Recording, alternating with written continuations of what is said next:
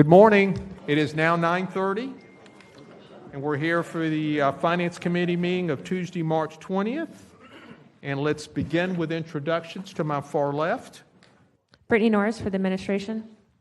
Colleen Hamsey, Council of Research. Mary Stefopoulos, Office of General Counsel. Philip Peterson, Council Auditor's Office. Kim Taylor, Council Auditor. Good morning, Raul Arias, District 11. Will Lane in District 3. Terrence Freeman at large, Group 1. Ron Salem, Group 2 at large. Nick Howland at large, Group 3. Jacoby Pittman, District 10. Randy White, District 12, just visiting. Matt Carlucci at large, Group 4, just visiting. Good morning, Jimmy Peluso, District 7, just visiting. Happy to be here. Okay. We've got a couple of bills that we're going to bring towards the front that Councilmember Peluso was asked for. We've got a bill that I know Councilmember Carlucci is here for. Then we're going to go to Joyce Morgan and her budget, and then we will go through the rest of the agenda unless someone comes in that I'm not expecting. So let me just go through the agenda so everyone knows where we're at. Item number 1, 2024-627 is deferred. Item number 2, 2024-966 is deferred. Item number 3, 2024-993 is deferred. Item number 4, 2025-11 is deferred. Item number 5, 2025-138 is deferred. Item number 6, 2025-183 will be taking up very early here. It's by the request of Councilmember Peluso. Item number 7, 2025-188 is deferred. Item number 8, 2025-266 is a move. Item number 9, 2025-275 is a move. Item number 10, 2025-277, there's a finance amendment, and we will move that. Item number 11, 2025-278, we will move, as we will 279, number 12. Item number 13, 2025-280, we will move. Item number 14, 2025-281, we will move. Item number 15, 2025-284 is an amended move. And I think we have an abstention from Councilmember Pittman on that bill. Item number 16 is 2025-285 is deferred. Item number 17, 2025-286 is we're withdrawing today. Item number 18, 2025-287 is a amend and move. Item number 19, 2025-289 is a move. Item number 20, 2025-291 is deferred. Item number 21, 2025-303 is a move. Item number 22, 2025-304 is deferred. Item number 23, 2025-316 is the budget of the property appraiser, and we will take that up fairly early in the meeting. Item number 24, 2025-317 is a second reading, as is item 25, 26, 27, and 28. Item number 29, 2025-324 is an emergency and move. Item number 30, 2025-325 is an emergency and move. And items number 31, 32, 33, 34, 35, 36, 37, 38, 39, 40 are all second readings. So let's go back towards the front, and let's go to item number 6, which is a request from Councilmember Peluso, 2025-183. I have a motion and a second on the bill. Mr. Cottrell, did you want to come forward and introduce the project and any other pertinent information?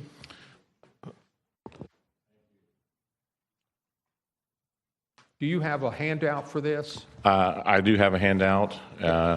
Can staff get that from him, please?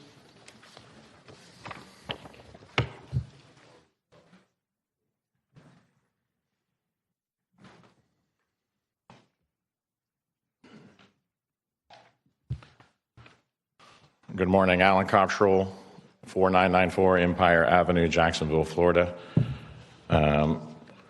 We previously were in Neighborhoods Committee on this, and I learned a valuable lesson, so I thought I would take advantage of that a little bit here. So thank you, Mr. Chairman, for recognizing me.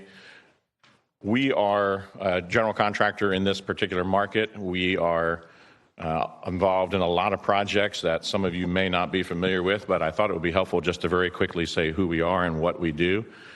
We own a construction company called Avant Construction. And in the market here, we've been pretty actively involved in the downtown renovation and restoration over the past several years.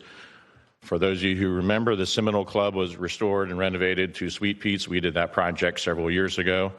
We were involved in the Porterhouse Mansion restoration, the 218 Church Street, the Old Baptist Convention restoration, the Federal Reserve Building, the Industry West, which is on the South Bank, restoration of that building, Hardwick's Bar, the NOCO Center, which is where the Beyond Van Gogh project was housed for a while. And we are currently working on the Greenleaf and Crosby building. And we just started over a month ago, the Jones Brothers Restoration building. So these are the projects that we're working on, and the vast majority of those happen to be in the DPRP project process through the DIA. And it's important when people ask me, why are we doing this project? And this project you'll see on this handout is at 225 North Laura. It's catty corner across from Greenleaf. It is catty corner from you guys when you walk out every day and walk across to get lunch or walk down Laura Street, you see this building. It's been like this for decades. And this building is in dire need, as are a lot of buildings downtown. We all know that. And it's a small building. It isn't a shipyards project. It isn't a Four Seasons. Those are all incredibly important. But these are small projects, and these small projects contribute significantly to the fabric of our city. And over time, these small projects make large and significant impact. And that is what we're here to talk about from our perspective. We have a process that the City Council voted on, approved through the DIA, the DPRP project process for incentives and grants. We are very familiar with that. The list of projects I named, we are one of the few contractors who has worked through that process very successfully, and I think probably the majority of those we have been involved in one way or another. That process is in place. That process, the council did a great job of identifying the needs for these small projects. And so we've been following this roadmap that's been laid out to us by council on these projects. That involves a very significant review by DIA. And I don't know how other folks feel, but I will tell you that the process of going through that is not easy, and the funds are doled out not willy-nilly. You have to follow certain requirements. You have to have a historical requirement guidelines met. And so in this particular project, we've done that. We've been involved in it for over 2 years now. The project is relatively small compared to others, but as I said, I think impactful. It's a 3-story building. It's a total of $5.8 million of construction and development costs. The DIA's city grant that is forgivable is $2 million. The non-forgivable payback is $500,000. That leaves a shortfall of 3.3 to 3.8, depending upon how you want to look at the $500,000 of repayment. Those funds are covered by us. We aren't, again, a larger developer. This is our first foray into this type of project in downtown, but a lot of experience from the construction perspective. So one of the messages I heard in the community, neighborhood and communities, was that it didn't seem like we had enough skin in the game, quite frankly, to say it fairly. And I understood how that was perceived based upon the information that was presented, and that's why I wanted to make sure that I had an opportunity to talk through it. So that you all know, for those of you who may not be familiar, the DPRP funds don't come to us until we are 100% complete. Not 90% complete, 100% complete. And we have paid every single solitary subcontractor, vendor, and supplier in full. So we will go 2 years between when we start and when we've finished and when we have received the grant money from the city. And I think that sometimes that messaging is maybe lost, because it seems as if the city council is giving out a $2.5 million grant to us and we're going to go start tomorrow and we have very little money in the game. We have over $3 million that we either put in cash or a combination of cash and loans that we, in fact, are guaranteeing. And for me, I think it's important that you guys know it's not just a project for us. This is what we do. We're heavily invested in our city. If you go into our office, the first thing you see on our wall is our purpose, and it's on the wall: to transform our community through impactful, unique, and creative building projects. That's what this is. That's what everything we've done downtown is. We, as a couple, my wife and I, pay over $200,000 in property taxes every year. We pay over $750 in sales tax directly from our purchases. So we're invested in the community, and we have chosen to be a part of what's happening in downtown. We appreciate your support. We appreciate the vision the council had in developing this DPRP program, and we're here today to ask for your support as we move forward into full council. Thank you, Mr. Chair. Okay. I don't know if DIA wants to add anything to that. If not, I'm going to go to questions from the council.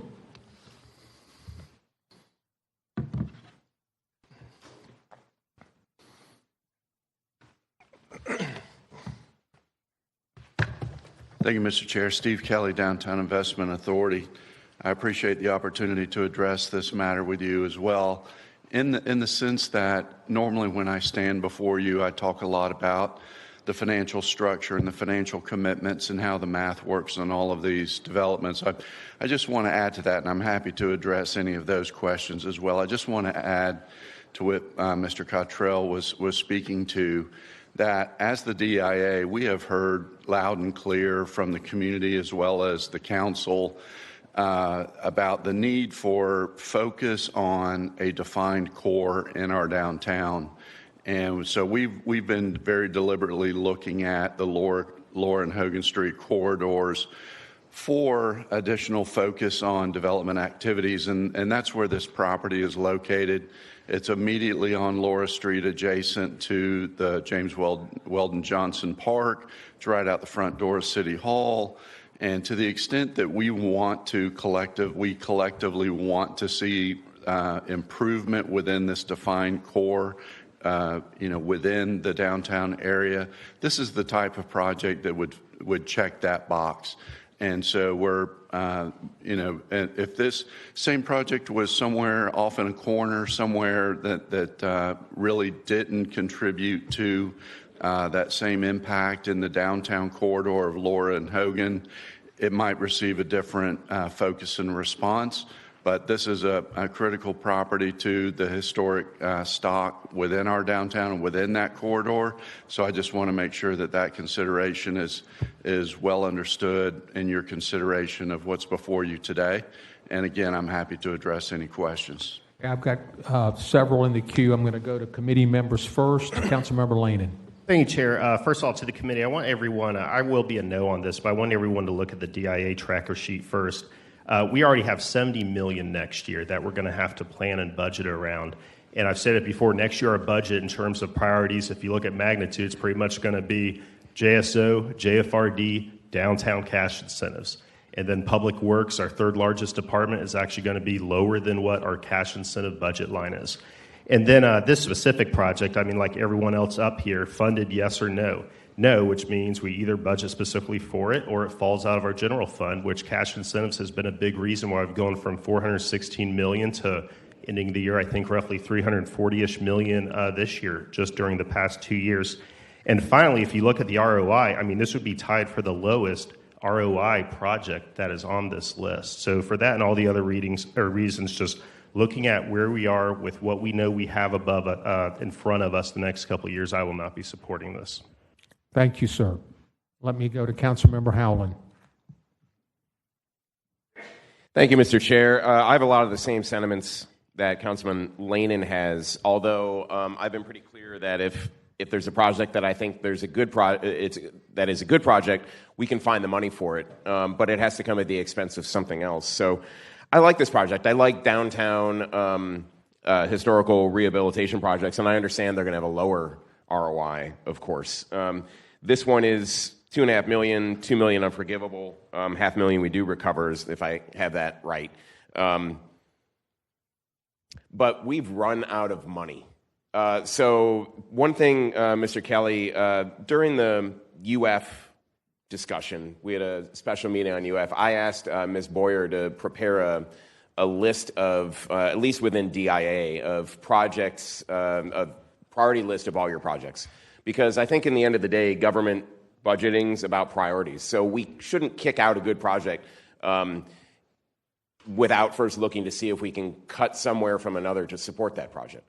And I know that one of the DIA commissioners, Micah Heavener, has also asked for a priority list. I don't know if that's been provided yet. I know DIA is having a board meeting tomorrow. There's no reason that can't be a last-minute add to the agenda, because we would take this up officially next Tuesday night for final vote.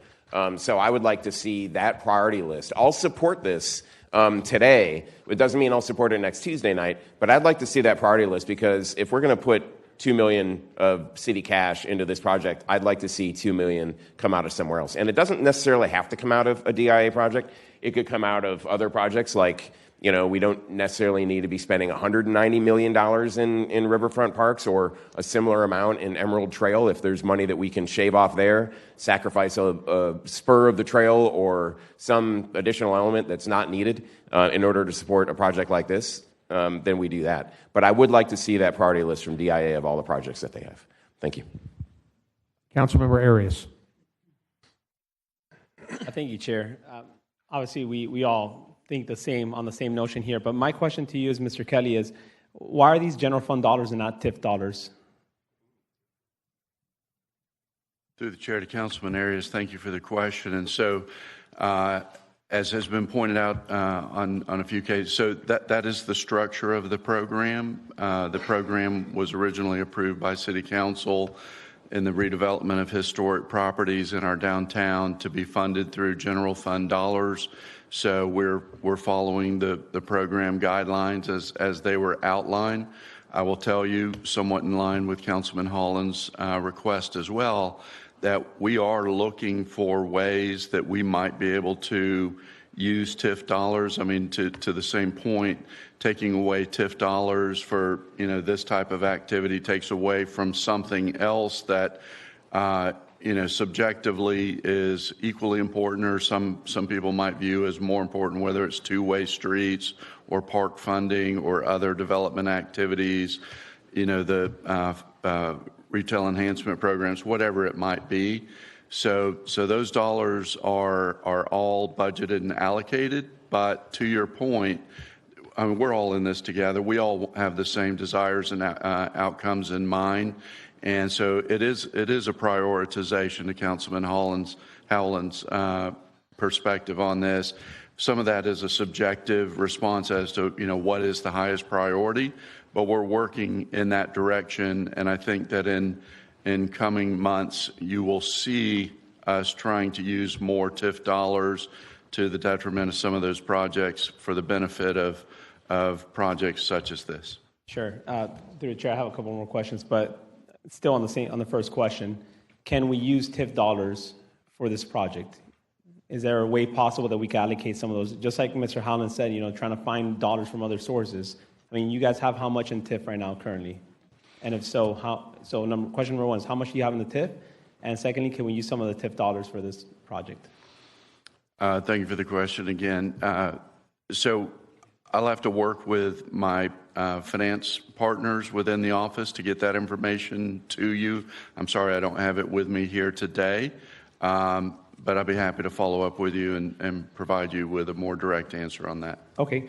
And then to my point then, through the chair, it would be, we have priorities as the city council and also as the city of Jacksonville in general. And our priorities right now would be focused on really affordable housing, workforce development, workforce housing, homelessness, right?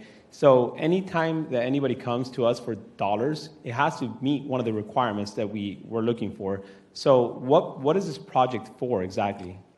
Is it going to be some affordable housing component to it? Is it just retail? And then after that, I have one last question. Thank you, Mr. Arias, through the chair. The project is 3 stories. It's 2 stories. It's 8 units that are housing, and they are intended to be affordable workforce type housing within the downtown market core. And then there's a bottom floor, about 1,900 square feet of retail, restaurant, retail intention. Sure. So the way I see it is, if it is going to attribute to affordable housing or workforce housing, this should, in essence, also contribute towards the CBA, is what I'm looking at, if we were to fund it. That's why I'm asking about these checklists, right? And then, so my last point would be, these small projects to me are the essence of the reason why the DAI was created. It's not so much for these mega projects.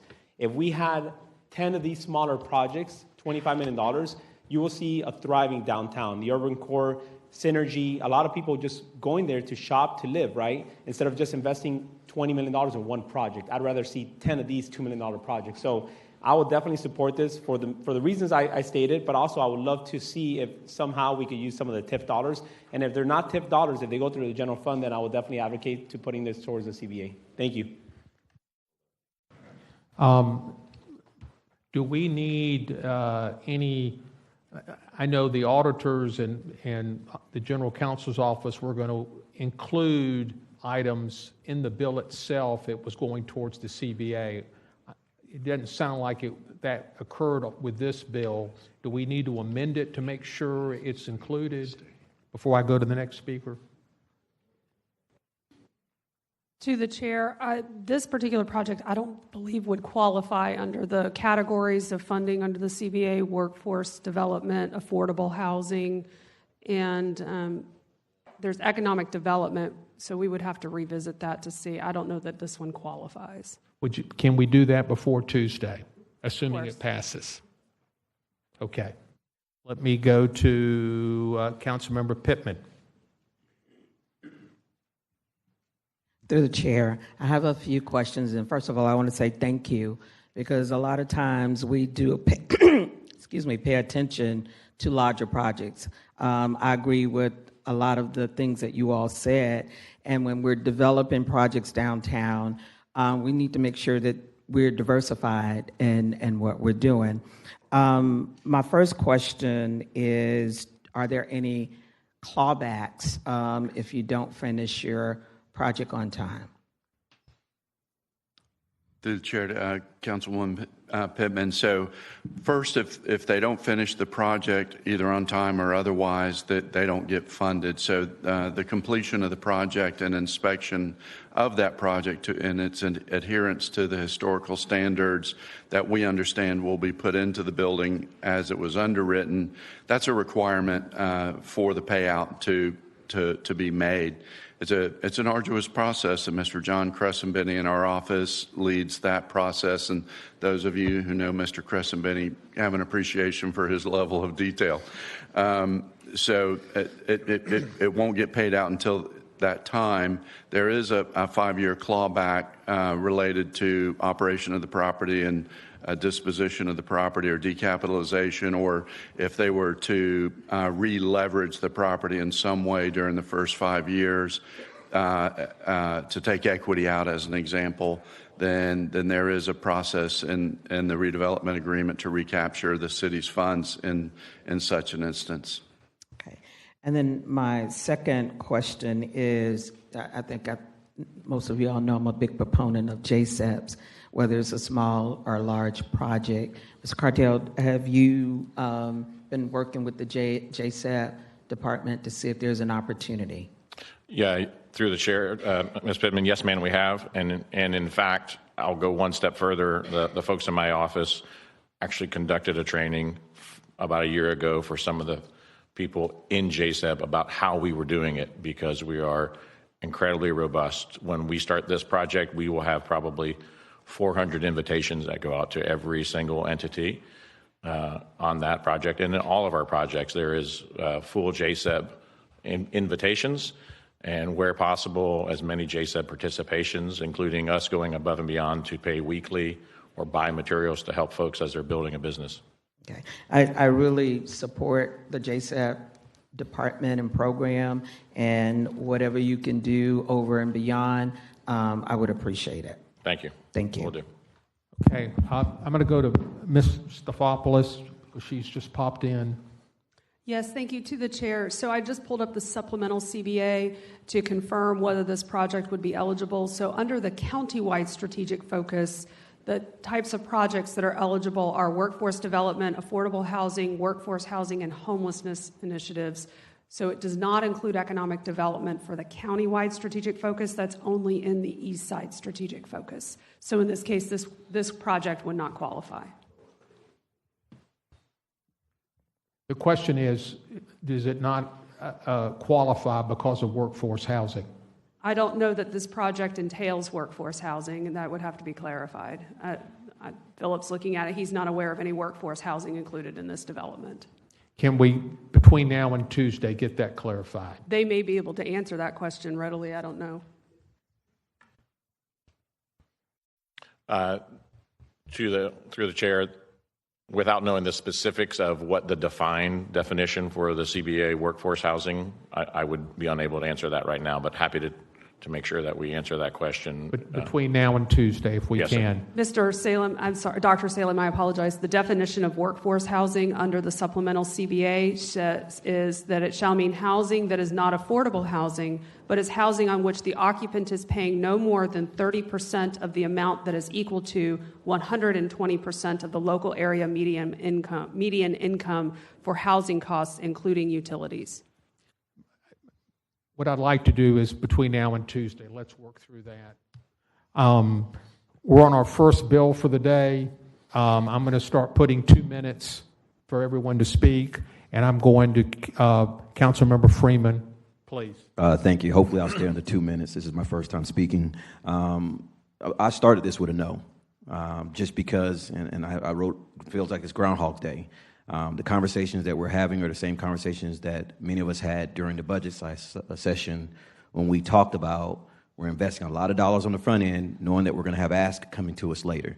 That being said, I am going to support it in committee, but I reserve the right to change my mind based on some of the requests for information that has been requested. But we as a city, we just can't keep printing money in our general fund to start paying for these. And it's a sentiment that I've been openly sharing. The bank's closed. No longer can we just continue to fund these projects. What changed me from a no, the comments from Councilmember Arias when we talked about TIF dollars and finding some other means and ways, and Councilmember Howland when he talked about prioritizing. And that's 100% where I land on this. I still, to my core, believe that there were some things that we have funded, and I know we've signed contracts, and I understand that things were done in phases, and I don't necessarily understand why certain phases were put ahead of others, but we're obligated to it. But I do believe that there's some things that we should revisit. And if those dollars, and I think that in this situation, in a city that has one of the largest park systems in the country, that if we're able to reduce a little bit of a footprint of a park, and I'm a parks guy, and I said this, I mean, I'm going to have to vote against things that I'm just, to my core, I believe in, but I also believe in projects like this, and I understand the benefits that it offers our downtown, and that's a priority to our city.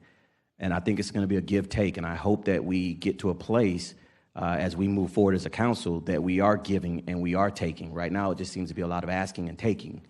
And so that is my hope and my desire, that we can come to a consensus on this. So thank you so much for you showing up today and sharing, and hopefully you can get this affordable housing piece, workforce housing, because I think that would be a great addition to it. Downtown, where people work, jobs that are creating, housing for it. I don't know if it works for your numbers, but hopefully we can get there. Thank you. Thank you. President White. Thank you, Dr. Salem. I'll stay under your 2 minutes. I'll be brief. No questions. They've all been answered, and I certainly appreciate everything the committee has asked. But I just wanted to thank you for, on a short window, you come to my office yesterday because I had a short window, and I think you had to counsel some things to be there. You answered all my questions, and I will be supporting it today. Thank you. Thank you. Councilmember Carlucci. Thank you, Mr. Chair. I have a lot of observations I could make. I will say quickly that you don't have to take away from something else to get this here, but that's a discussion for another day. We did have a $10 million opportunity at budget for housing, which would have made this a little easier conversation, but we passed on that. At the end of the day, I just want to say Mr. Cottrell is absolutely right. The small projects, they add up. And this stuff, this work that he's doing is in the core, particularly this project.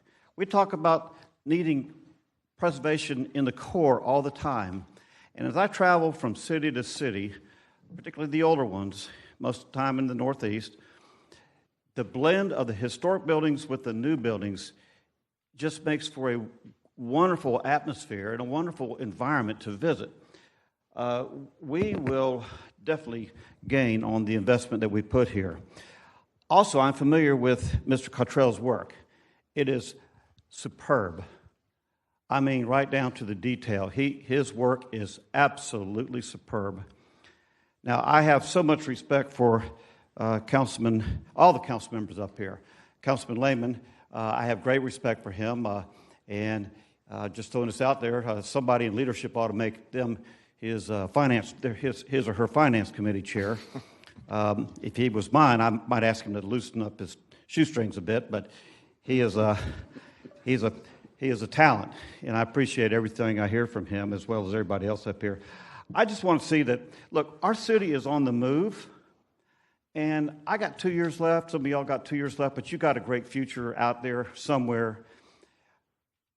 We need to strike while the fire's hot, make hay while the sun shines. And however you vote is fine, but just remember, I've been on city councils where we couldn't hardly get things moving at all. And I've been on city councils where, man, we made some great progress. And this is one of those opportunities we have a chance to make great progress. And these small projects all add up. He has shown that he can do the work, and I am completely in support of this. Historic preservation downtown has been a passion of mine for so long, and now I see it starting to roll out, and I don't want to see us stop it. And I don't want to see us take $2 million from here in order to make that $2 million work there. I mean, we can, if that's what it takes. But one last comment, if I can. I guess I'm out of time. So I'm out of time? If you could wrap up, please. Okay. So when I was building my State Farm insurance office, I was tempted not to spend the extra money that my banker told me to spend. He says, you need to put another $30,000 into this building. I said, Scott, that's just going to add to my mortgage. Yes, but just take it from me, borrow the extra $30,000. He was the expert. I took his advice, and I'm darn glad I did, because what it made the differences was between an adequate office and a completely superb office, exactly the way that I wanted it, that serves my customers at the highest level. And I'm glad that I spent the extra money. We could talk about how to raise extra money as another conversation, but thank you for giving me a little extra time. I just wanted to get that out, and I hope we'll support this worthy project. Thank you. Okay, Councilmember Peluso, if you can wrap it up, please. Thank you, Chair. I appreciate you moving this up. I genuinely do. This is huge, and I'm sorry that it took so long. The applicant has done incredible work in historic places throughout the entirety of our city, including several projects right in our downtown right now. The funeral home, the Pratt Funeral Home right down the street is another one, and the 5 Theater in 5 Points, which just got done. Thank you for that. It's an incredible project. I will say the DPRP program, which was approved less than 5 years ago by many members of this council, that's what this program is designed to do, to provide that additional funding, because several of these historic properties just cannot pencil out. And if we do not see public policy matching with, what we want to see in our own downtown, in our own city, then it's not going to get done. And frankly, it's why it's been in the condition that it's been in for this many years. So this program that exists today, this is what it's meant to do, and it's meant to do these smaller projects. We briefly touched on affordable housing. I highly, highly encourage, and please do not do it. This should not touch any of the CBA dollars. It should not. If we want to talk about TIF dollars, or we want to talk about maybe some of the money out of DIA, I think that's a conversation that I think is more appropriate for this. When we talk about CBA, affordable housing, and workforce housing, I think when I think about it, at least, it's those larger projects where we can put a bunch of people in them. For these historic projects, to burden them with the adding a certain number of affordable housing units or whatever else, it may hurt their pencil, and it may harm us in our budget. Right? If we're going to do new construction, new projects, it's substantially easier to do affordable housing criteria and to make sure that there's dollars available for that. So I just ask, it's 8 units. let's make sure that they're remaining within their budget, that we're not adding more constraints, and that we're not hurting the CBA fund as it's going to look, right? And then please let the CBA committee finish its work. I just highly discourage that, but please vote this bill up. I think there's enough votes here, and I genuinely appreciate this conversation, and thank you, Chair. I'm going to wrap up. I want to thank Mr. Cottrell for meeting with me yesterday, answering all my questions, and I'm going to support the bill. So let's open the ballot, record the vote.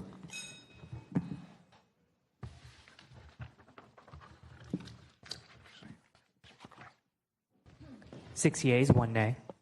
By your vote, you've approved 2025-183. Okay, Councilmember Peluso, you had a second bill, which was number 9. Can I get a motion, please? I have a motion and a second on 2025-275. I have no one in the queue. Please open the ballot, record the vote.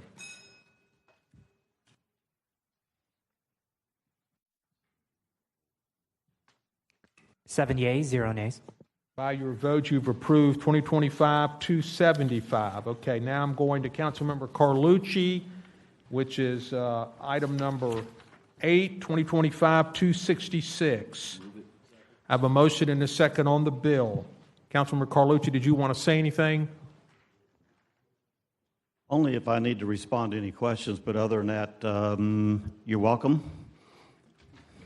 Okay, please open the ballot, record the vote.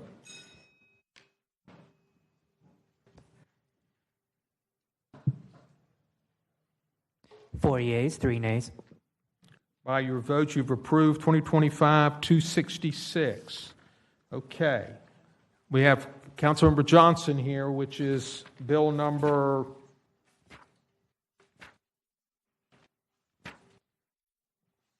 What's that bill number? Can someone help me? 25. Councilmember Johnson, I'm going to turn to item 30. I got it. Ms. Mary, would you give us a couple of options on this bill that the committee can consider, please?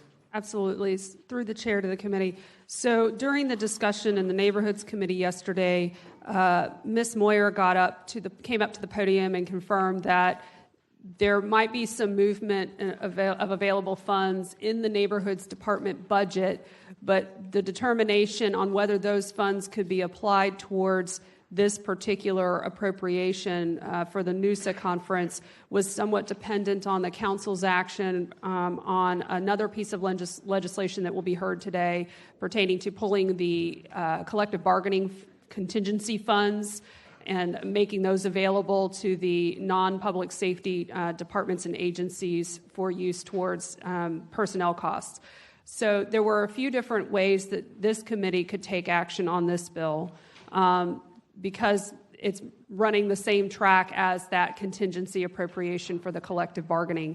So you can take this up as an emergency today, amend it, and report it out as you normally would, and then at council, there could be a determination made that if the other bill passes, then this one could be withdrawn at that time if it's no longer necessary. It would need to be discharged from neighborhoods to do that because it was not voted upon in neighborhoods. You could deny the emergency today and then let it come back to this committee at the next committee cycle for consideration. At that point, the council will have acted on the other related piece of legislation, or it can be withdrawn today if there's some confirmation that can be made that those other funds, the funds needed for this has been found or identified within the Neighborhoods Department existing budget that could be transferred through an administrative action at NBRC for this purpose. Those are the 3 different options you have available to you. Okay, first of all, have we determined that there is money within their budget presently so that the bill could be withdrawn? Angela Moyer, Budget Office. So as part of the first quarter projections, I presented to this committee and to the auditors that the general fund as a whole, salaries and benefits were going to be over budget because we hadn't moved the non-public safety piece of the collective bargaining contingency into the appropriate place. So my bill is up, 2025-280 is up today. As I think it doesn't have any amendments, so if we were to take that up first, and approve it without amendments, then it would go on consent on Tuesday, and I would be more than welcome to withdraw that bill and do it as a TD and run it through MBRC. But without this going through, the general fund salaries and benefits will be over budget.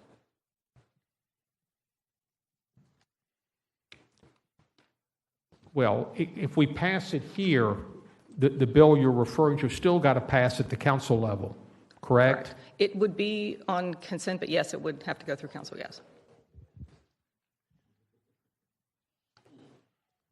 Not that I'm saying it should be. Correct. Right.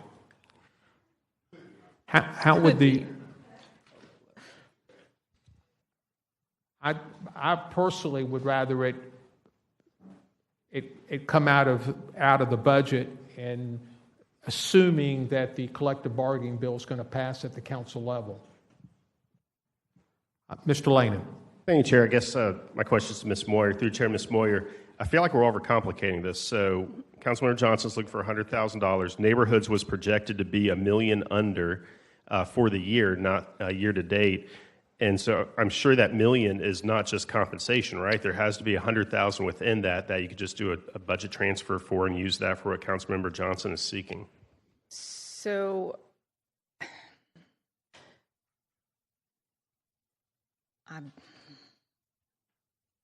the issue is that without the $5.6 million coming out of that contingency and filling the holes in salaries and benefits for the general fund, for all departments, for a couple of other funds outside the general fund, the salary and benefit lines within the general fund will be over budget. That's all I can say. So, I mean, my only concern is if you're going to, I wouldn't recommend taking salary and benefit dollars that may not have a budgetary capacity. If my bill doesn't go through, you could revise the collective bargaining contingency and take $100,000 from there if that is what you guys want to do. But at this point, I wouldn't feel comfortable with using any salary and benefit dollars for this purpose without our contingency going through, and I'm sure Taylor's going to get mad at me. Ms. Taylor. Yes, sir. Through the chair to the committee, there's always the possibility if you let the department absorb it now, if they need to come back with a bill, there is projected savings of $9.8 million that I'll go through on the quarterly summaries just in debt savings that is there. I will update you on an email I just got this morning on a potential use for that from Ms. Moyer that's being proposed, or I take it. But there is capacity there, and if they need to come back with a bill later on in the year to move from there, that's an option as well. So what is your recommendation, Ms. Taylor? Sir, it's a policy decision for you all, but you can utilize, let the department absorb it if that's the will of the body, but you choose from a policy standpoint. But I do believe within the debt savings, if there are issues later on within the department, just let them absorb it. They can come back, and if they need to appropriate dollars to that department, they can. They can also transfer. They have transfer authority at MBRC. If we took your recommendation, we would just reject the bill then, correct? Through the chair, it would be withdrawn, and I don't want to, as a policy standpoint, have a recommendation coming from me like that, but... I understand. Yes, sir. Councilmember Johnson. Mr. Chair, Dr. Salem, if you will indulge me for just a moment, I do have some questions, but I do want to give, if you will please just give me a few moments of latitude, I want to recognize through the chair, Ms. Precious McKesson and the Board of Directors of the Neighborhoods Conference. They're here. They're in the audience. Can you stand up, members of the Board of Directors of the National Neighborhoods Conference? I just want to recognize the fact they're from all over the country. They came in last night. I had a few moments with them. Yeah, we could give them a round of applause or just at least recognize them. Thank you all for coming this morning. I had a great meeting with them last night. This is just a part of the Board of Directors. There's even more, and they're coming from all over the country. So thank you for getting up so early and joining us at Finance this morning. My question is either going to be to the administration, so you, Ms. Norris, or to Mr. Waters, and I'm not sure who's best to answer this question. It may be best, Dr. Salem, for us to remove the emergency. I think that was one of the clauses earlier. That way it has an opportunity to come back to this committee. My first question, though, to one of the two of you is if we remove the emergency, which means it will take the regular cycle, still come out sometime in June, will that stop the progress of what needs to happen for the conference? Do you have enough to offset those fees so that the money that we have put toward the conference can still do that, and we come back and let this take its full way through the cycle? That's the first question. Ms. Norris, can you respond to that? Brittany Norris for the administration. I will have to defer to Director Waters as he has been in the details and weeds of the conference. Good morning, Council. That funding, if we had to wait for it, we would try to make do with it. We do have bills coming in, but we'll try to make it work. With all due respect through the chair, I need a little more definitive. Will this stop things if these funds aren't there by Tuesday night? Because there would still be time after that. You got to go through one cloud, got to do all that stuff. So it's not like it instantly happens. It'll be another 2 weeks, I think. Would that mess things up? Can you handle that? Mess things up. The conference is on. So it's not. Yeah. So we can handle that if the emergency doesn't happen. Thank you for that, Mr. Waters. I may have other questions. You may want to stay. This is to you and/or Ms. Norris. Back to this again. And I think I may be correct in this assumption, but when we are looking at these funds that we're talking about, those FTE funds and other things, these things are already allocated. It's not like you can, I get what Ms. Taylor is saying, there may be this surplus in the department, but help me understand, is this a surplus that we can maneuver funds for, or is this just money that's not spent right now? I'm still, because as Dr. Salem shared with me on yesterday in neighborhoods, I was somewhat unclear about this, and thank you, Dr. Salem, for bringing it to my attention, but I need some more clarity on where those funds specifically are coming from, and if moving those funds is at all possible without stopping the movement of the department. So let me just say that I cannot, first of all, yesterday I misspoke because I thought we were talking about another set of funds, but I would have to defer to Ms. Moyer and allow her to speak to that. Angela Moyer, Budget Office. So from what I gathered from my limited watching of the television yesterday is that the request was to use salary and benefit dollars within neighborhoods in order to cover this funding. All I can say is that as of right now, without the other piece of the wage increase going in from the contingency into the salary and benefit dollars, if a TD came through my office asking to move salary and benefit dollars for this purpose, I would not approve it. Once this goes, then I would be more than happy to. I certainly understand that. I'd like for you to join me for a moment through the chair to forecast. Let's forecast that this legislation has been passed. And I'm not asking you so if that happens, can you still, because I know we keep going back to that. I got to move that out of the way because I got to understand because I'm going to vote on it next week, one way or the other. I need to be able to understand, can you move those things around? Take that piece out of it. I committed yesterday that if the legislation goes through to move the money out of the contingency and drop it into the salary and benefit line items, then we would be more than happy to put forth a TD, run it through MBRC, to pull $100,000 of salary and benefit dollars to fund this purpose. What happens through the chair, what happens to those TDE positions that are there?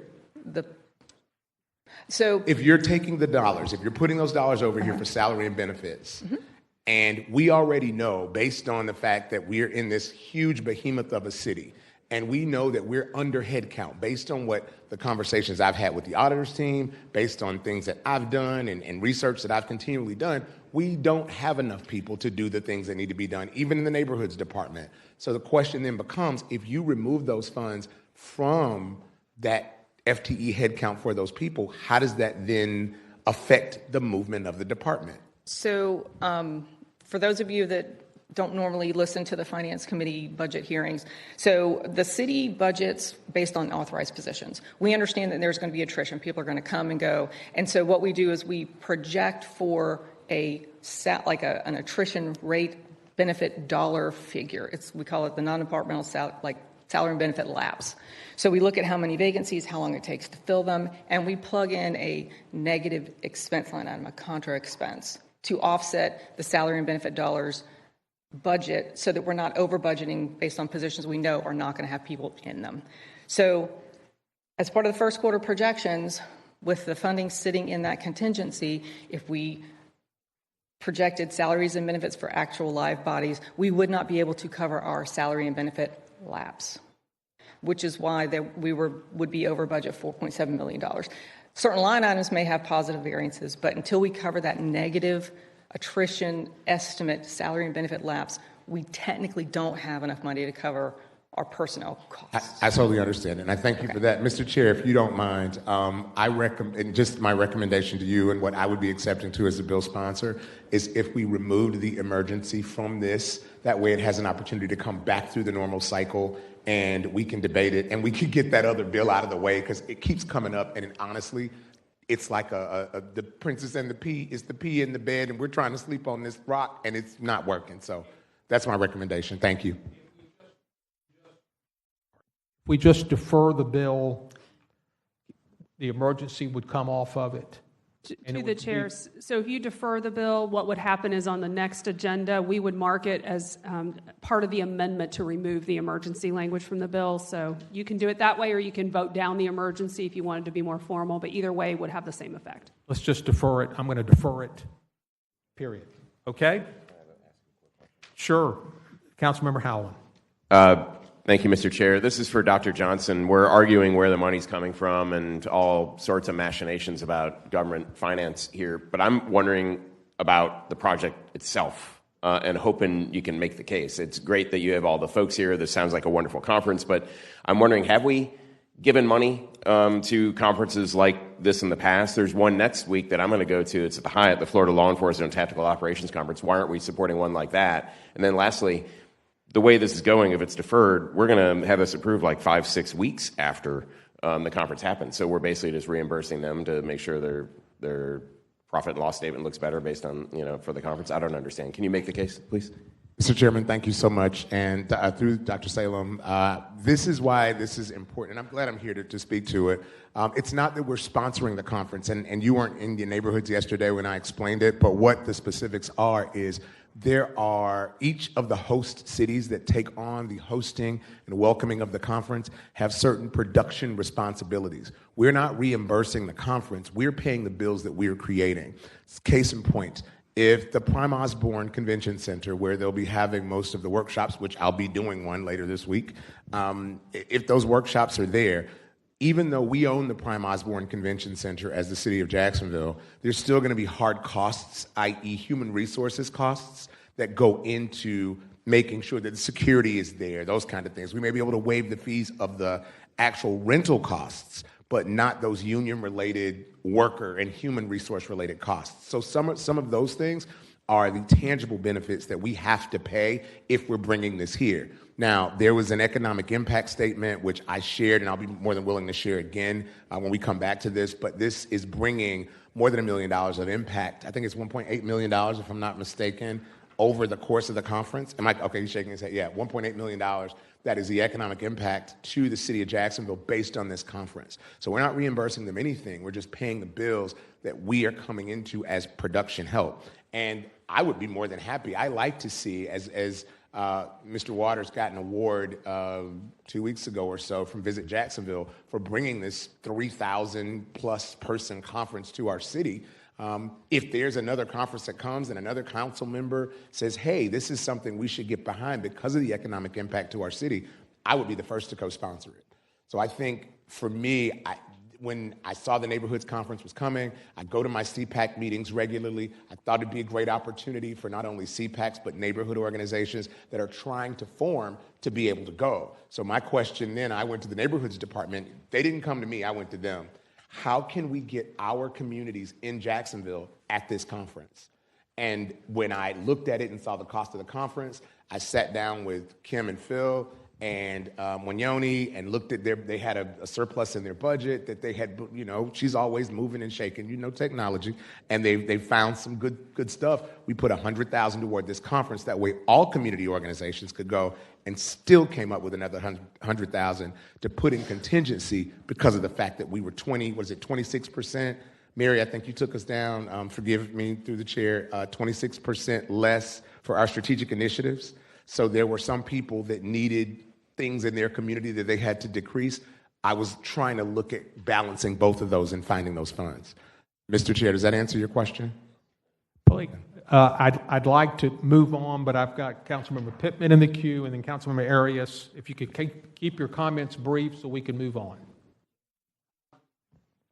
I think Councilman Johnson has answered a lot of the questions, but I would like to put some historical context to this. I don't know if you all know that the first conference was started by Jim Gilmore. I don't know if Jim is here or not, but to me, I remember all of the years back when this conference was held in other cities and bringing this type of conference to Jacksonville is an economic development. A couple of weeks ago, we had an opportunity to visit kind of like the back of the house with Visit Jacksonville. And I think some of you all were there as well. And we've seen how our hotels are an asset when we have big conferences like this. And sometimes we have to be able to engage in making sure that we have people from all over the country, especially when we're talking about neighborhoods. We have neighborhoods in all of the 10 districts that we have. And so I feel like this is an asset, and we're also bringing about the history back to Jacksonville. And to me, I will tell you, for District 10, I have several of my residents interested in going. Matter of fact, they've already registered. But just think about if we're able to engage other cities and bring more people. This is an opportunity where it is the first time, but it should not be the last time.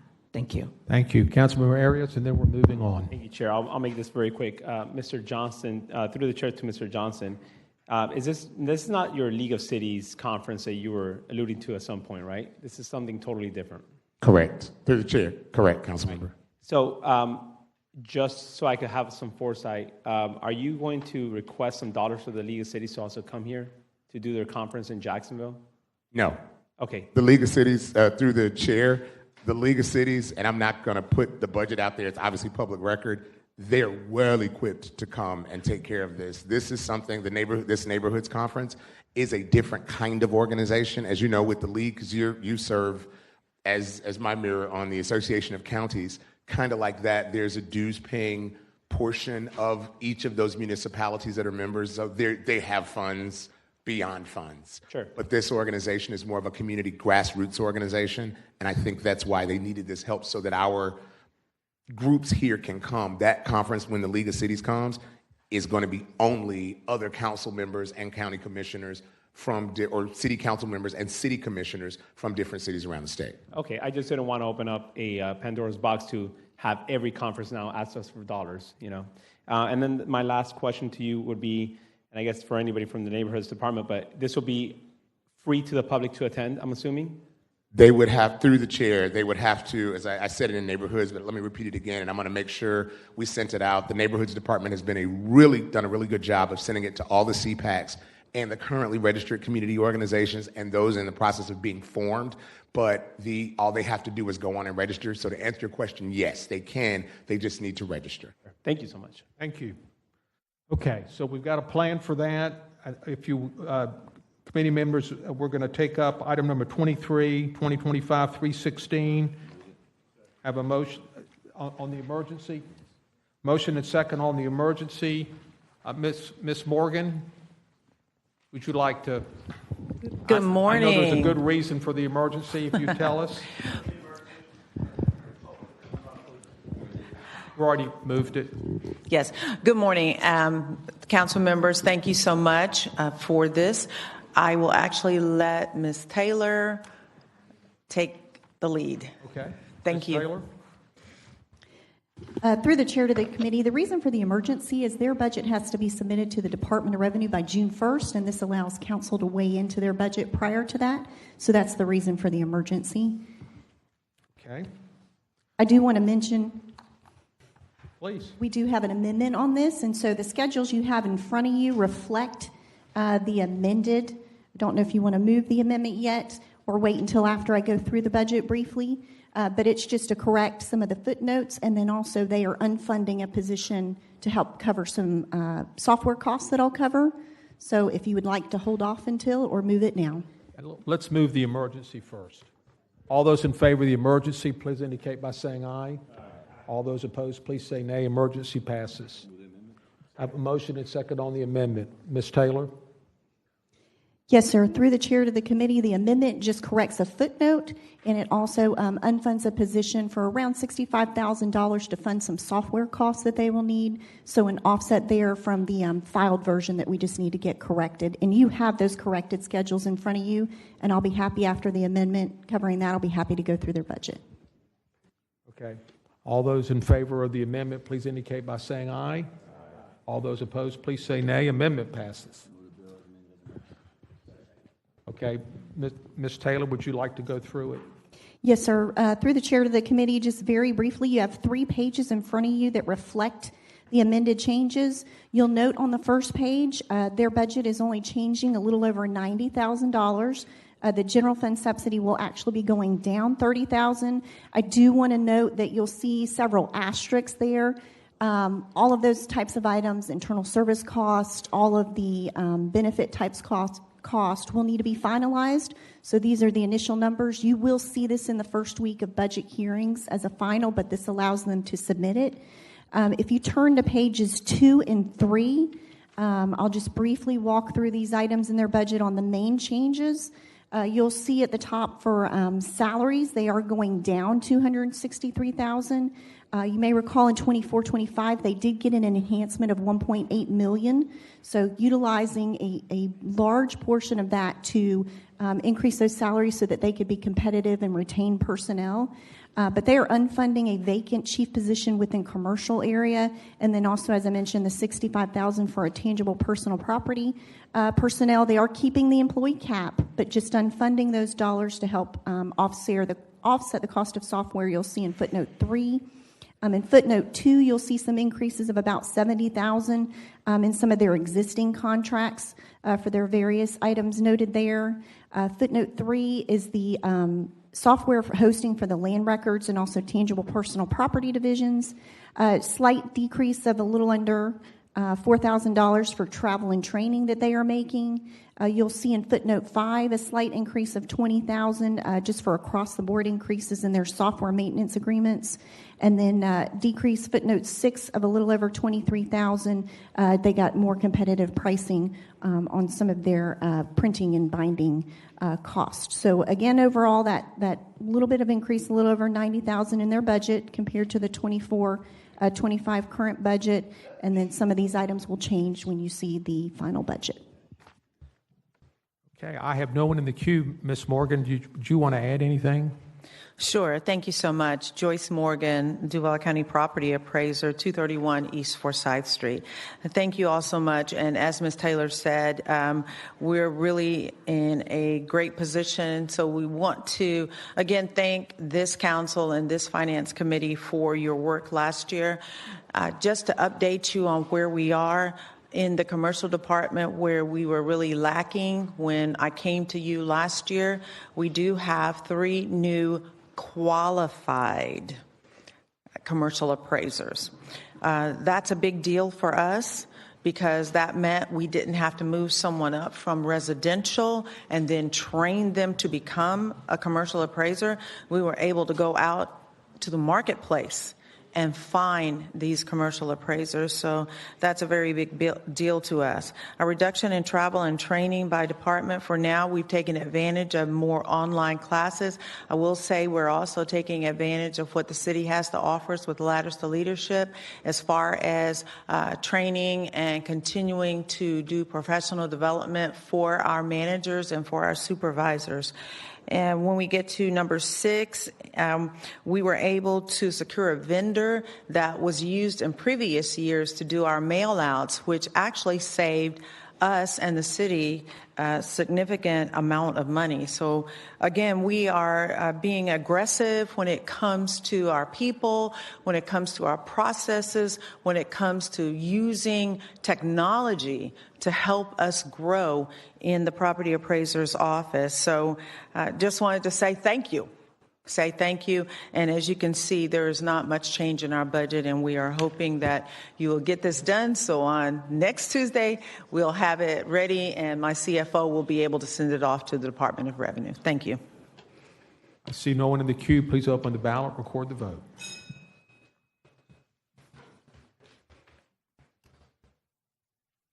Six yeas, 0 nays. By your vote, you've approved 2025-316. Thank you, Joyce, for coming. And thank you. See you next Tuesday. I'm sure we'll see you Tuesday. Okay, going back to the beginning. Item number 1, 2024-627 is deferred. Item number 2, 2024-966 is deferred. Item number 3, 2025-993 is deferred. Item number 4, 2025-11 is deferred. Item number 5, 2025-138 is deferred. We've dealt with item number 6. Item number 7, 2025-188 is deferred. We've dealt with number 8. We have dealt with number 9, 2025-275. Item number 10, 2025-277. I have a motion and a second on the finance amendment. Mr. Peterson? Yes, sir. Through the chair of the committee, the finance amendment takes the NCS amendment from yesterday and adds one additional element that I'll cover. First, to include a provision that the project cannot proceed until the $130,000 contribution has been received from RAP. I will make you aware that Mr. Joseph received that check today, so it's in the process of being deposited. Our recommendation would be just to leave this to make sure that the check clears. Item 2, attaching revised Exhibit 2, the grant agreement, to include a missing exhibit and then to correct an address of the park that was in the grant agreement. And that's the additional component that was not adopted by NCS yesterday. A discovery was made yesterday afternoon. Number 3, attaching revised Exhibit 3 CIP sheets to correct prior year appropriation amounts. And then lastly, correcting Scribner's in the bill. Okay. All those in favor of the amendment, please indicate by saying aye. Aye. All those opposed, please say nay. Amendment passes. A motion is second on the bill as amended. Please open the ballot, record the vote.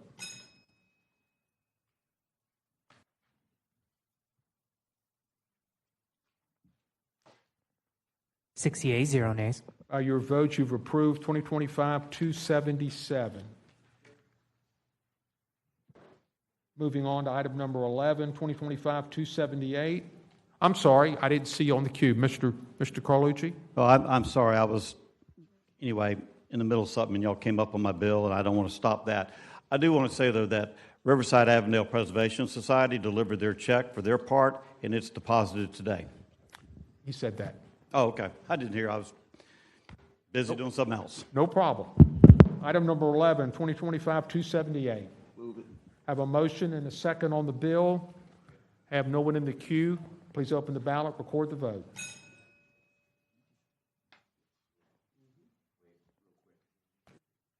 Item number 11. 6 yeas, 0 nays. By your vote, you've approved 2025-278. You need a minute? No. You're good? Okay. Item number 12, 2025-279. Have a motion and second on the bill. No one in the queue. Open the ballot, record the vote.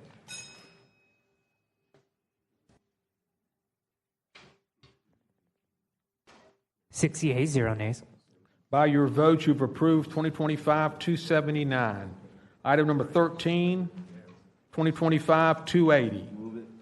Have a motion and a second on the bill. No one in the queue. Please open the ballot, record the vote.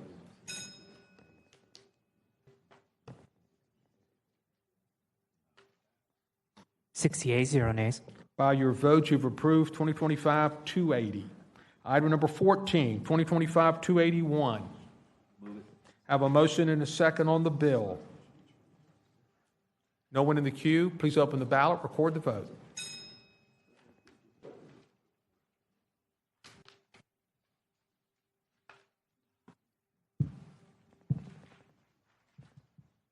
Six yeas, 0 nays. By your vote, you've approved 2025-281. Item number 15, 2025-284. Ms. Pittman? To the chair, out of abundance of caution, I am abstaining from this bill because I'm the CEO of the Clara White Mission, and so I just wanted to make sure if my staff applies or participate that this is recorded and the paperwork has already been done. Thank you. Thank you. Move the amendment. I have a motion and a second on the amendment. Mr. Peterson? Yes, sir. Through the chair of the committee, the amendment corrects some language in the bill, and it corrects the serial number of one of the property items that's being declared surplus, clarifies the reason for the waiver language, that one of the pieces of property is being disposed of at less than fair market value due to how it was procured, and then also attaching revised Exhibit 2, which is the property transfer forms, to correct information as it relates to the two computers. All those in favor of the amendment, please indicate by saying aye. Aye. All those opposed, please say nay. Amendment passes. I have a motion and a second on the bill as amended. Councilmember Freeman.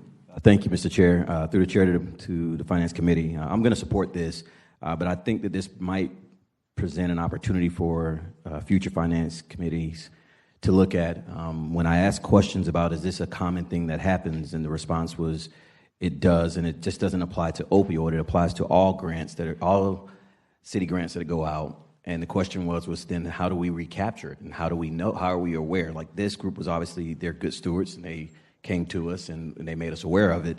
That's not the case for others potentially. So we're in this season of auditing, and we're in this season of, accountability and transparency. I think that there may be an opportunity. I don't want to place more work on the auditors. I know they have more than a little bit already to do, and I know they've said repeatedly this is outside of their scope.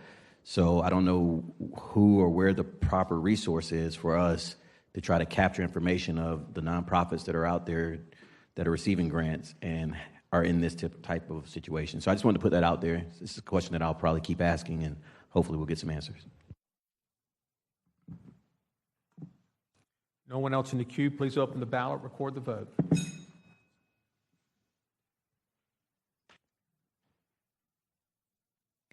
Five yeas, 0 nays, 1 abstention. By your vote, you've approved 2025-284. Item number 16 is deferred. Item number 17, 2025-286. I have a motion and second to withdraw. That's a ballot vote. Please open the ballot. If you're voting yes, you're withdrawing the bill. Please open the ballot, record the vote.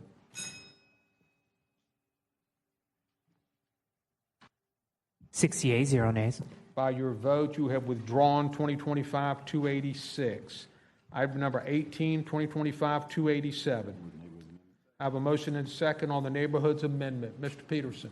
Yes, sir. Through the chair to the committee, in Neighborhoods yesterday, it was approved to move the oversight of this contract, this grant, to the Office of Grants and Contract Compliance. And in doing so, we need to include an appropriation to move the funds out of sports and entertainment over to grants and contract compliance.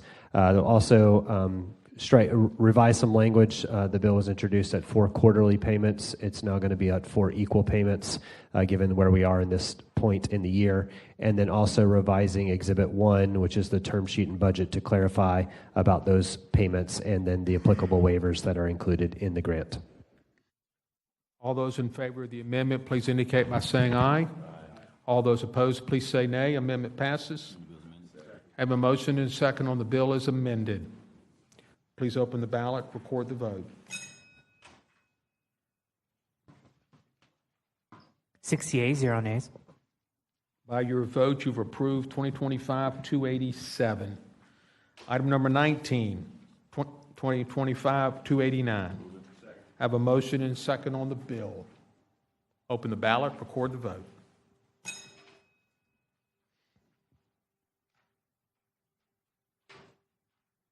Six yeas, 0 nays. By your vote, you've approved 2025-289. Item number 20, 2025-291 is deferred. Item number 21, 2025-303. Have a motion and a second on the bill. No, not necessarily. I'm just looking at you. Please open the ballot, record the vote. I want to make sure you had the opportunity. 6 yeas, 0 nays. By your vote, you've approved 2025-303. Item number 22, 2025-304 is deferred. We have dealt with item number 23. Item number 24 is on second reading, as is 25, 26, 27, and 28. We're on item number 29, 2025-324. Have a motion and a second on the emergency. Mr. Peterson? Yes, sir. Through the chair to the committee, the nature of emergency is that the remove and replace program within the tree fund is starting to run low on funds, and so that's the reason they've requested this emergency to fill that bucket back up. You all may recall I often had these when I was the liaison for the tree commission. So Councilmember Miller couldn't make it today. Wanted to make sure that I said something. Okay, all those in favor of the emergency, please indicate by saying aye. Aye. All those opposed, please say nay. Emergency passes. I have a motion and a second on the bill as an emergency. Please open the ballot, record the vote.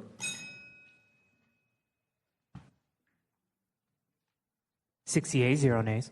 By your vote, you've approved 2025-324. Item number 31, 32, 33, 34, 35, 36, 37, 38, 39, 40 are all on second reading. Is there any other business? Ms. Taylor. Mr. Chair, before she gives her report, I just want to remind you, you may want to confirm whether there were any public comment cards. I don't know that you did that at the beginning of the meeting. Do we have any public comment cards? And Ms. Taylor, I skipped you, didn't I? I'm sorry. I apologize.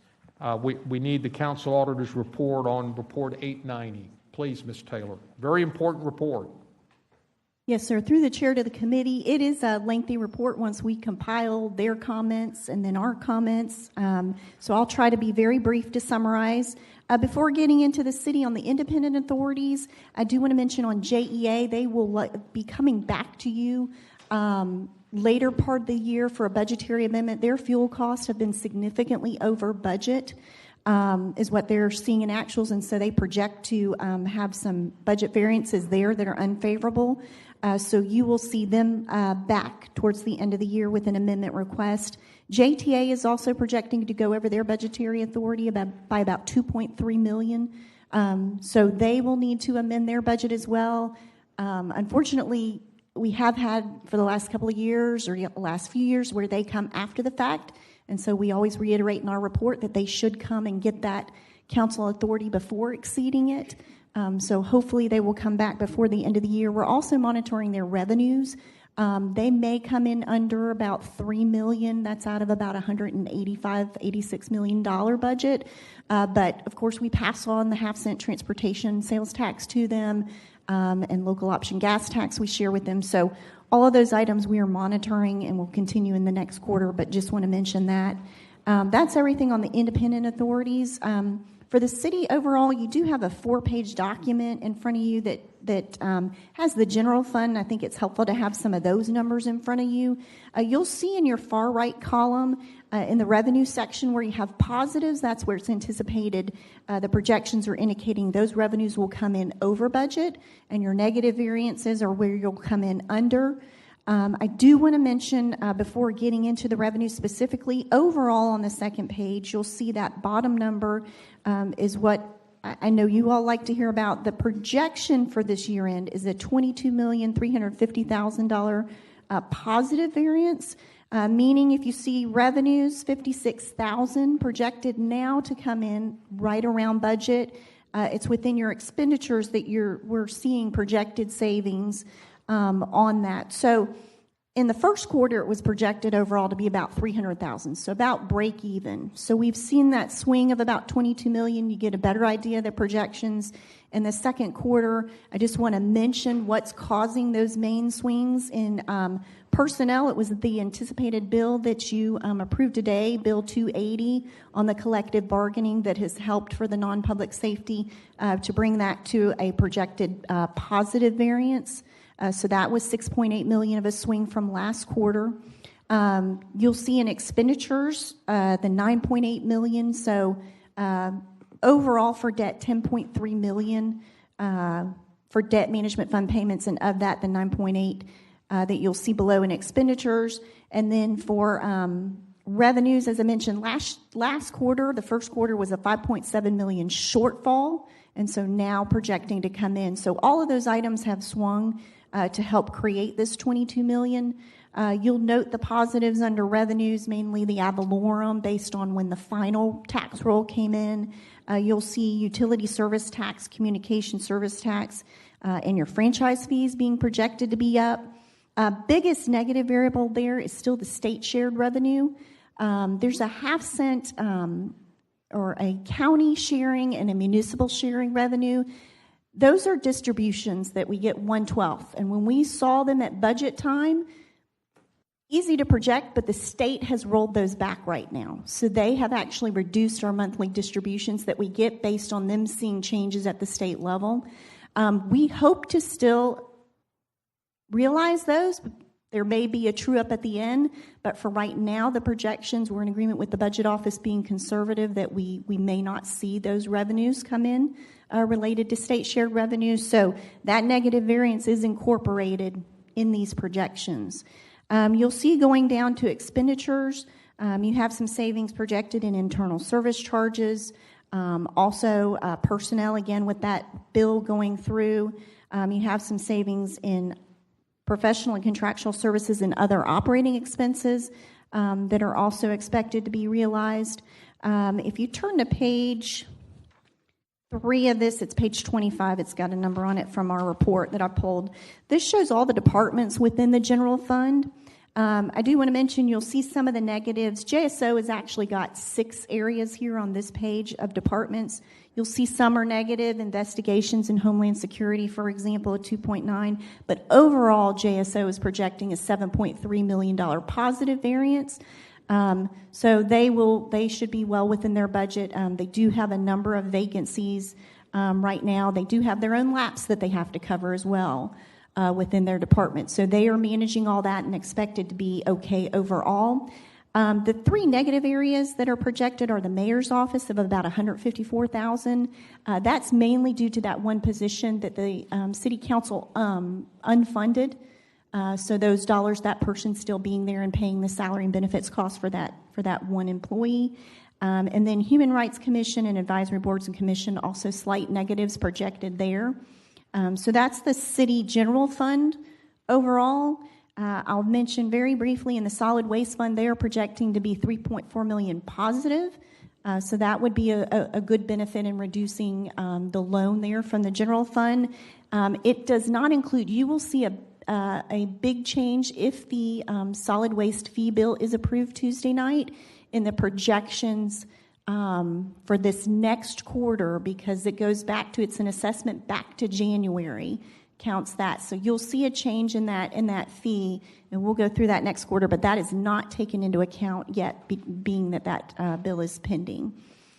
City venues, if anyone sees and gets concerned, there's a projected negative cash of $45.8 million in that fund.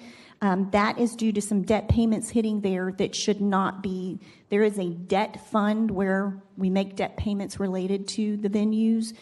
So it's just some things that need to be adjusted there, and there is the cash within that fund to cover all the debt service payments. So I didn't want anyone to have a concern there. Technology Solutions Department, we do have within their operational fund some projected problems. They have a $6.7 million negative variance. There are some billing issues that are going on where they are not able to correctly bill the various departments right now for services. So once that gets fixed, and I understand that it will, that problem should self-correct. And then the only other one I want to mention is self-insurance is a separate fund that covers workers' compensation, heart and hypertension being one of the biggest costs. They do project a favorable variance of $16.4 million. So that at year end would fall into that fund's fund balance within self-insurance. So I've tried to hit on all those items, and I know it's a lot very quickly, but happy to answer any questions. There are several people in the queue. I'm going to editorialize here for a minute. $22 million today. I would hope that we would leave those dollars alone as we're about ready to enter a much more difficult budget next year. Now, I have heard that the administration has already moved on using some of those dollars, and they're going to MVRC for, I think, $10 million, if I heard it correctly. Is that correct, Ms. Taylor? Through the chair, it is really taking most of the debt service savings, so about $9.8 million, and I apologize, I failed to mention that. I just got an email from Ms. Moyer this morning to go to the group health fund, is what the item is proposed. It will come back to council. I mean, as well. we haven't even seen it yet, and the administration is already moving on it. Now, clearly, that's going to come back to the council eventually, and we'll have an opportunity to weigh in on that. But I just wish everybody would just leave it alone. That's my point. Mr. Lanen. Thank you, Chair, and agree wholeheartedly not to add things just because we have a positive variance. I'm just going to hit on the material things, and I may email you, Ms. Taylor, some follow-up questions. The first, I didn't see a projected year-end general fund balance. I think the last quarterly report it was in there, but are we still tracking at about $340-ish million or so? Through the chair to Councilmember Lanen, the audit is still ongoing, and there are significant adjustments that have been made, so I dare to say at this point until the audit is finalized, but it actually, if those adjustments hold, it may be even higher. And I will make a point real quick on when you get that year-end quarterly summary, so you get it in December for the year ended 24, we are seeing that we may need to move that date or do a code change or do something. There's too much going on of still closing the books, material adjustments, that it's not able to give you all a good view of what's going on.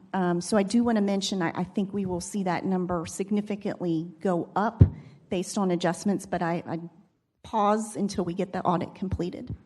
Thank you. Let's also not spend that yet, but that's potentially good news. Next thing, the debt management fund. So that's great that we were favorable here. I had a good conversation with Mr. Cicero, our treasurer. It sounds like, though, we may be being too conservative with how we budget for that because we budget everything assuming it's going to be 20-year new debt. And I think, in fact, it's 30-year, which it's great we came in under, but maybe just the administration, treasury can look at that because I'd rather, theoretically, balanced budget. We made a sacrifice somewhere else if we're going to be favorable on that every single year. Building inspection fund, once again, reminding the administration that the auditors point out here to continue thinking about things we can do with this because I think we're going to be close to be over the cap of what we're allowed in that. So whether there's creative ways, whether it can be pay-go for capital projects, whatever, just to find something that we can use that big chunk of money that has limitations on it just to help with the overall budget. Excuse me? Well, that's a great example. If we can use a creative way like that, sure, we can find other creative ways to use that amount of money for other things. So that's let's innovate for other things as well out of the building inspection fund. So self-insurance, and we just kind of talked about this, or the auditors mentioned it. Again, just another area. I mean, we were hugely favorable on that. So just hoping that we're looking at how we budget that. Because again, going back to balanced budget, we made a sacrifice somewhere else, and then we come in way under here. The group health fund, this was something that was pretty scary when it came up last year. I know we have essentially a medical reserve account that we think is close to running out. And I guess my concern is this something the administration is looking at, just what the total cost structure is? Because I think we're approaching the point where this may flip to $1 million or $1.5 million a month coming out of the general fund or something else we have to budget for. So through the chair to Ms. Moyer, is that something that's actively being looked at? Angela Moyer, Budget Office. Yes, it is. One of the reasons why I waited to file the BT to use that debt management fund favorable variances. Once I identified it while we were doing the second quarter projection, I put the BT together, but I was waiting for the auditors to agree with my numbers before I decided to move it forward in the process. But the intent is to, with the debt service savings, to clean up an over budget issue within the radio communications fund related to debt management fund billing, and then for the balance of it to go to the group health fund in order to offset some of the fund balance that we were anticipating using in this current fiscal year to make them whole. And then we are definitely going to be looking at it as part of the 26 budget process. Through your chair, Ms. Moyer, thank you. And last thing for you, Ms. Moyer, and I mentioned this in the past, when we look at our vacancies, we had 432 vacancies. As we move into the budget season, and maybe it's to Ms. Taylor's group as well, can we get some sort of aging report, like by department, of the vacancies? This has been vacant 9 months, 6 months, because I think that's that's an important piece of information for us to have so we can ask, hey, if this job's been vacant 9 months, do we still need to budget for this? So that's a request I have as we go into next budget season. I would say that if you don't already get the MBRC budget packets, as we're going through our process, to get those, because the vacancy aging report will be part of every department's presentation from my office to MBRC. Through Chair, thank you, Ms. Moyer. And Ms. Taylor, I'm going to email you some other less material questions I had, and so thanks in advance for your answers. Thank you, Mr. Chair. I love hearing the questions from Councilman Lanin because he knows every budgeting trick in the book. I mean, vacancies, longstanding vacancies have always been kind of a budgeting tool to use to justify, and then you never fill them and they perpetuate, particularly in municipal budgeting. But I made a joke about the building inspection fund. That's truly where the hologram money came out of, which it's both, I believe, right? Isn't that right, Ms. Taylor? That it ended up coming out of the building inspection fund? It's not true? Yeah. The Chair, it was initially budgeted within a capital fund for the permitting system, so not the operational fund, but still under building inspection. Yes, Okay, sir. got it. All right. And that's... Paid for? I didn't think it had been paid. Through the Chair, it had not when we had last looked, but I believe the purchase order got moved, and I just need to refresh my memory, and we can check to see if it's been paid. And it's the end game is to move that over to permitting, right? And not in the airport, as I understand, because it came from that capital fund. Yeah. Okay, well, I'll be at the airport later today, so I'll get a picture of proof of life. I'll send it to everybody. My question is simply process-oriented, because Mr. Lanin has asked all the good detail questions. So my process question for Ms. Taylor or Angela is basically, when you get these projections from a lot of these independent funds or services, are they agreeing to them? So is JSO agreed to the projections here, or is it all calculation-driven?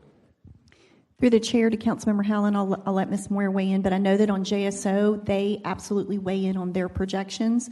It varies some by department where the budget office looks, and then we look at them all for reasonableness. We get a significant level of detail down to the minute weeds from her to be able to review those for reasonableness, but I'll let her answer the other part.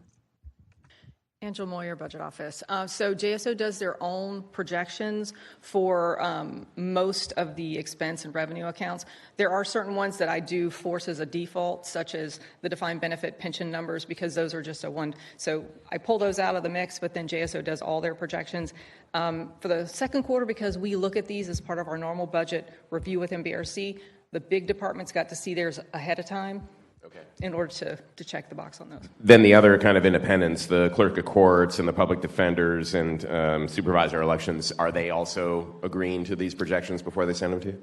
I'm not sure about some of them, but most of them we do send them theirs just to get a reasonableness check on those. But again, the third quarter projections are they're the real meaty ones, but this is what we're going to go with right now. It's still a little bit conservative, so. Okay, thank you. Mm-hmm. That's it. Council Member Pittman. Okay, thank you. Council Member Freeman. Thank you, Mr. Chair. Just wanted to put something on the record, and I completely, wholeheartedly agree with you, with my colleagues that talked about saving those monies, the $22 million. My gut tells me that we may hear at a later point, well, JEA gave the city funds and we appropriated those, and I wanted to be clear that the money for the $10 million that I did was a backfill from previous legislation from a previous council that was not fulfilled in the budget for whatever reasons. So that was legislation that was previously passed, and I believe that there's still a $14 million deficit that was passed in your year. My question through the chair to Ms. Boyer, the council vice president said something yesterday about bills that were passing early in the session in our year, and the dollars still have not been appropriated. So similar, we had one with 5 points. That was an enhancement by Councilmember Peluso that just came through, and I'm sure there may have been some hangups with getting all of the groups together. But and his question was, why does it take so long for certain bills that the dollars are appropriated to be funded, or i.e. UF Health Trauma Center that was passed during my year? Why is it that it gets to a point where we find out this far later down the road that the dollars weren't there? So specifically for the UF Trauma Center, the fiscal year 25 budget included the $24 million normal appropriation, but then an additional $12 million for the trauma center. So that one, we did include it in the 25 budget process. The other ones, I'd have to see which ones you're referring to, and then I can go back and research them. Okay, and so the 14 million that I believe is still slated, is that included in your numbers that you just gave me from this previous year with the 25, or that is something that we still will need to address, and you are all aware of that, and you're going to make the plans for that? $14 million for what? In Councilmember Salem's year as president, we passed legislation, I believe, for another 14 million for UF, and I know that that's going to come up. So 10 and 14 were two separate pieces of legislation. And so I'm just trying to make sure I put that on the record, and my apologies if you didn't know the answer. And I understand. I mean, we do review the 5-year plan as part of the normal budget process. So, I would be more than happy to go back and, if you send me a legislation, a bill number, I'll go back and research it. Okay, and I'll definitely be following that in next year's budget. Two, I believe in publicly praising people when they do something, and so I wanted to thank Ms. Brittany Norris and the work that she's done, at least for me, on some issues on this council. I made some comments yesterday in rules, and it didn't come from a bad place, but I believe that it might have been received negatively as an attack, and it wasn't. It was merely asking for more communication. Ms. Norris has at times come down to my office at work, and it was very evident if you watch my interactions with public service grants, where I was adamantly opposed to something that they were doing because it was something that I'd been working on for years, and there was just a little disconnect, miscommunication, and Maribel, the chair, and Brittany have been in my office numerous times, and you're going to see some legislation come forward here in the next couple cycles of the work that happens when we communicate, and we all kind of start speaking, not past each other, but having fruitful conversation. And that was the comment I was making when I was referring to the nominations that are coming before us, that if there were a way to have those types of conversations where we don't have to have citizens come stand before us and before our whole city and find themselves on the front page of newspapers and in all these articles, and then we are challenged because we are quote-unquote playing politics, which secrets out, we're all politicians, and we're in the political space, so everything we do is political, all right? So let's just be clear on that. But communication. So I want to thank Miss Brittany for that. And I'm, again, going to close with, I'm all about saving. I'm all about saving. So you mentioned those bills coming back to me. I was this way in the last cycle. I don't really care what's attached to it.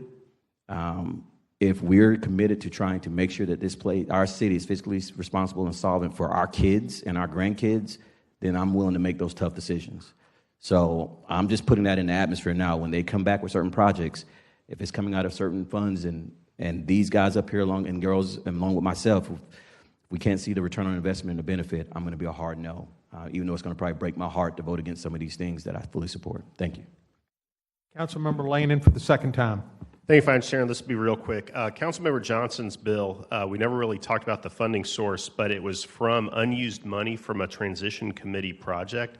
And so through the chair to Ms. Moyer, is that something maybe we can get in a few weeks? I'd like to know what other money from the originally approved transition committee items, maybe we haven't spent that, because I don't want to just see that money go somewhere else if it just wasn't spent, because some of those were round dollars and it wasn't 100% defined when we approved a lot of that.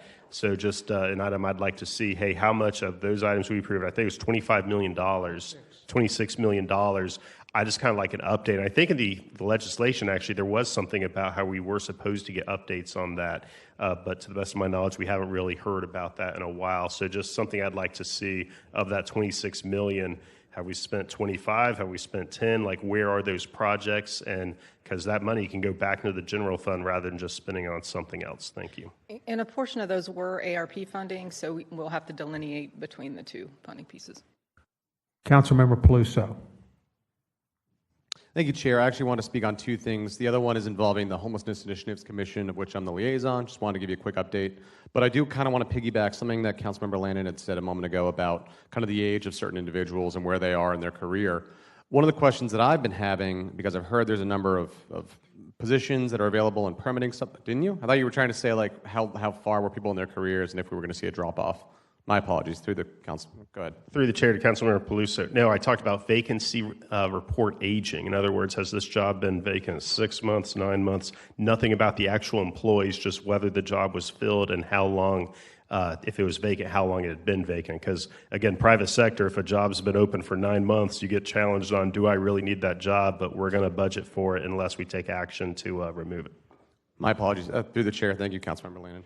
No, but so one of my questions is, on top of the fact of how long has vacancy been there, is the position being paid at a number or a value that we're seeing talent come into the city of Jacksonville? If we consistently have vacancies because maybe we're competing with the private sector and we're not at the appropriate dollar number or salary number or pension benefit, whatever else, that's just something that I hope this committee and during the budget process, I don't know if HR comes and provides an update to everyone saying, hey, this is what we're paying, this is what the private sector is paying, here's the delta and where we should be at if we want to bring in people. So I don't know if that's been happening, and I kind of wanted to bring that up. So I don't know through the auditors if that's something that this committee does or during the budget process. Through the chair to Councilmember Peluso, the salaries are looked at in details, but generally the Employee Services Department, they do studies. So they do salary studies. They deploy those all the time and looking at salaries to see where they are, whether it's at the position level. So those are done, not necessarily presented at budget, but they are done. Understood. Ms. Moyer, did you want to speak to that as well, to the chair, if that's okay? Yeah, Angela Moyer, Budget Office. So as part of the normal budget process, when we're going to be reviewing the vacancy aging reports that we're going to be going through, if there are issues with issues between the private sector and the public sector. Fleet management's a good example. We did a complete analysis of fleet management because we were having such a hard time recruiting them and keeping them here. And we did a total revamp on their salaries, and we stratified. We made levels for the different types of mechanics to give them promotional paths, and then we offset that cost with vacant unfunding, freezing certain positions in order to keep it budget neutral. And we will be reviewing that again as part of the budget process to see if we need to just get rid of those positions altogether or if they're needed. Through the chair, it's just something I kind of wanted to, I've been thinking about that recently as I heard we have a number of positions available, especially in permitting. The other thing I did want to bring up, HIC, Homelessness Initiatives Commission, they're looking at who's going to be on their strategic plan. Procurement went and briefed the commission last week. There's 3 companies that they're looking at. They're going to be coming in for them to kind of choose. They're still moving, probably at a gingerly pace, much slower than I would have initially anticipated last year. But once they select who's going to be doing that strategic plan, it's a little less than $250,000, which is all they have left, as I understand it, in their fund. It will go through City Council. So part of the growing pains as we learn about the Homelessness Initiatives Commission is, okay, do we want to maybe find a better path for them to make sure that they're able to get things done if they can go straight to procurement and move forward and we just kind of approve their budget at the beginning of the year, or do we continue on this path and we allow for them to go through the committee process and MBRC and everything else? Just, not here to provide a policy recommendation right now, but just something as we're hoping that this commission, kind of does the good work that it's supposed to be doing. But just know that the little money that they have left in their fund right now, let's please allow them to go through the process and make sure that they select a firm to do their strategic plan. And that's just the update I wanted to provide. Just to comment, the elevator back here is down, so we need to use the elevators over here to go back upstairs. I've got 2 more in the queue. Councilmember Howland. Thank you, Mr. Chair. I'll defer to Councilman Arias if he wants to talk about the quarterly financial summary. My comments are completely independent. You want to go first and then I'll go? Okay. Thank you, Chair, and Mr. Holland for that as well, too. Very quick, I just want to piggyback on what Councilmember Peluso just mentioned about the HIC. We are going to have that conversation at the CBA special committee as well, because obviously we have the different buckets that we had to allocate dollars for, which will be homelessness, one of them. And the goal would be to fund the HIC and let them recommend things, anything to do with homelessness initiatives and dollars appropriations. So I agree with him to leave those dollars there, but also in the future, if we get any kind of dollars or appropriations from the administration or from anybody, it should really come from the HIC. That's the reason why we created that board, and that's the reason why we're funding them. So just wanted to let you guys know that that's kind of like the idea we have behind it, and we will have that conversation during the CBA topics. Thank you. CBA is not tomorrow. Yeah, thank you. Let me just add one other thing to that homeless discussion. One of the things that I'm working on is a potential daycare area over on the west side of downtown. If you drive down Broad Street, where Trinity lets people out, there's people hanging out there all during the day, trying to find a solution for that. And there's more than 250 in that homeless fund. It's well over 300,000. It may be we can get something started on that before the end of this fiscal year. I know the administration is very much in favor of trying to work with us to try to do something there. Right now it's very preliminary, just trying to find some dollars if we can. Sure. My only request for us in the future from council would be to have that conversation with HIC and let them bring it up to us. And that's exactly what we're doing. Perfect. Thank you, sir. I've talked to the chair, or I've got legal going to the chair to refer on this, so I agree with you 100%. Okay, Councilmember Howland, then we're going to discharge. All right. Thank you, Mr. Chair. My comments are totally independent of the quarterly financial summary or the Homeless Initiative Commission. I hope I'm not the reason that you have to cancel the CBA tomorrow, but I will not be here tomorrow for either the CBA meeting or the Committee of the Whole, and I apologize in advance. I'll be on my way to Austin this afternoon for a VA SAMHSA Veteran Suicide Prevention Conference. We're presenting Florida's numbers, in particular Northeast Florida's numbers, which are really good, and Fox News actually is going to do a story on them tomorrow also. But because I knew I was not going to be here at the Committee of the Whole, I brought up last Finance Committee a potential option for the 801 Bay Street issue. That option was an amendment to the purchase legislation to add a right of first refusal for Gateway in a future RFP for the two downtown riverfront parcels. My contention was simply that it was a false narrative that there are only two choices, purchase or swap. Turns out both sides in that argument did not like my proposal. But I do implore my colleagues to look for a solution that doesn't necessarily have to be just purchase or swap. Because to me, what is most important is debating and figuring out how to fund what could be a remarkable opportunity for our city, and that's the UF Graduate School campus. So the conveyance of 801 Bay Street gets in the way of that. So if there's a way to simply get that decided, conveyed, and then move on so we can talk about UF, I think that benefits the entire city and everybody. And I understand that is exactly why the purchase option came up, and it's just become so contentious. So if that's the best way to do that, then that is perhaps the best way to do that.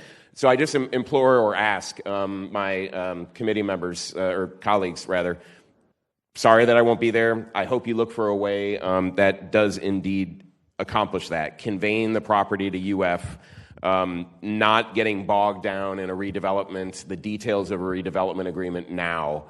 We can always revisit that in October and November, because when you have other pressing issues like the UF Graduate Campus and Project Bluebird that we're trying to get done before the end of this council year in June, those should take priority. Now, that could come in a bunch of ways. It's worth exploring tomorrow. One of the ways is if the team wants to go the swap option, maybe just ensuring through whatever we approve that we do not commit the city until we get further information, perhaps in the fall on the swap. That would be good too. So I just think there's a way to have a compromise here which conveys 801 and allows us to rigorously debate UF, which I think is the best solution for our city and for taxpayers as a whole. Thanks. I see no one else in the queue. We are adjourned.